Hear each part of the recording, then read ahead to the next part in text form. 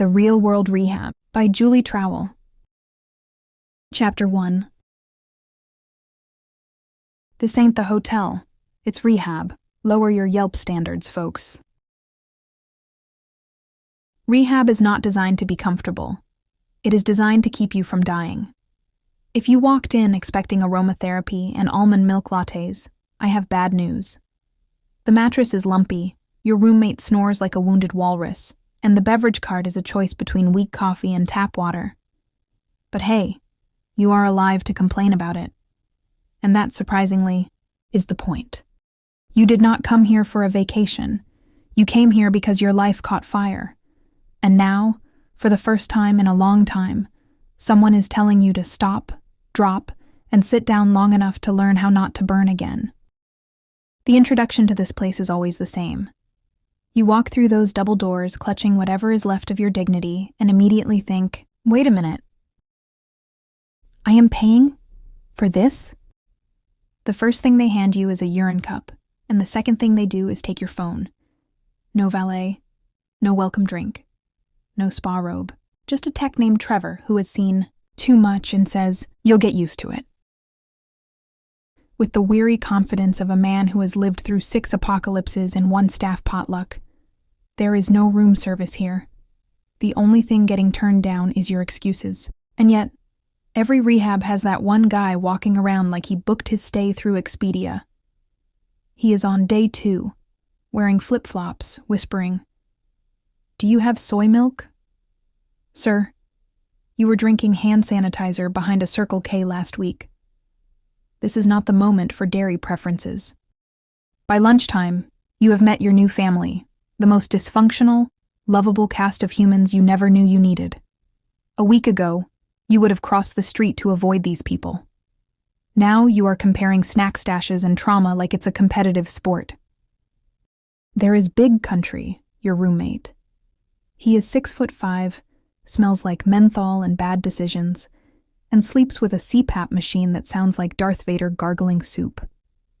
Every night you lie there thinking, how did I go from bar crawls to bedtime stories with this man?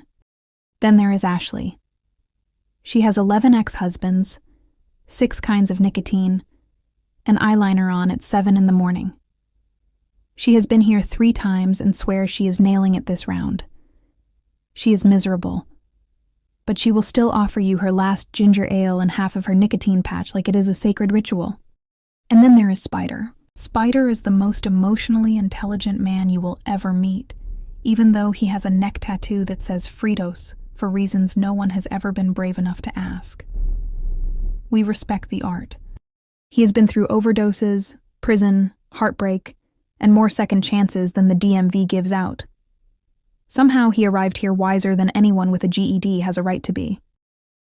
Just when you think the cast is complete, you meet the staff, the real supporting characters who keep this circus upright while everyone else is emotionally falling down the stairs. The techs are like older cousins at a family reunion who have seen things.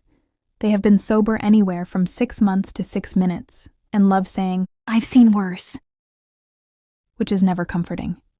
They are equal parts babysitter, therapist, security guard, crisis negotiator, and the human embodiment of I cannot believe I'm not getting paid more for this. They will burst into your room at 6 in the morning with a blood pressure cuff and do room checks at 3 a.m. with flashlights, like they're hunting raccoons in the attic. The nurses here are built different. You could run up to the nurses' station foaming at the mouth and yelling, "Jesus told me to eat the drywall," and they would blink twice, hand you a cup of water and say, "Okay, hun, but you are late for group. Let's go."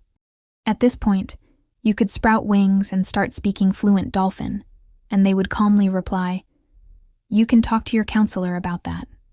And speaking of counselors, they are therapy gangsters. They seem so normal until they open their mouths, and suddenly they are emotional snipers. You mention your DUI like it is a traffic ticket, and they hit you with, "And how did that make you feel?"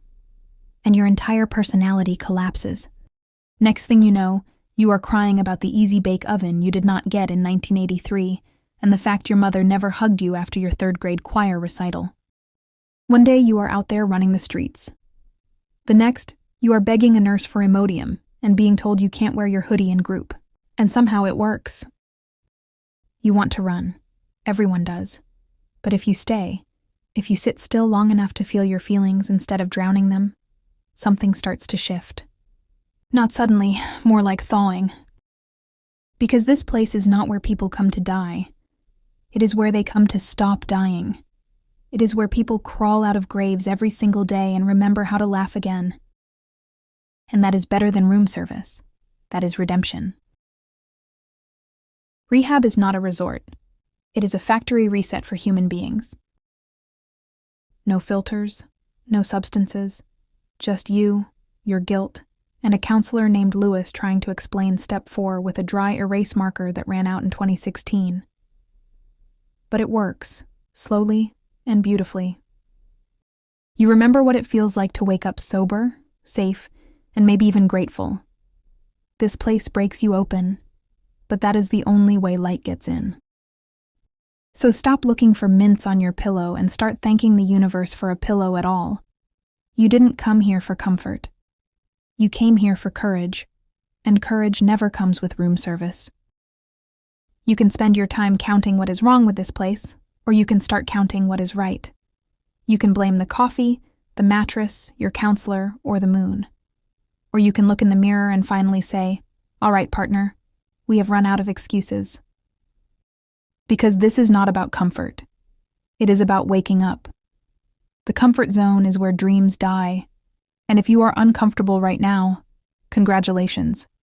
You are exactly where you are supposed to be. This squeaky bed, bleach-smelling, emotionally overcrowded rehab is the first safe place you've had in years. You will sit in group drinking mop water coffee, listening to Spider talk about robbing a Taco Bell with a spoon, and you will laugh so hard you almost spill it. You will pass Ashley a cigarette, and she will hand you a Warm Brothers original that's been in her pocket way too long. You will hear Big Country praying softly at night that his son sees him as a hero again someday, and something inside you stirs. Hope, maybe, or peace.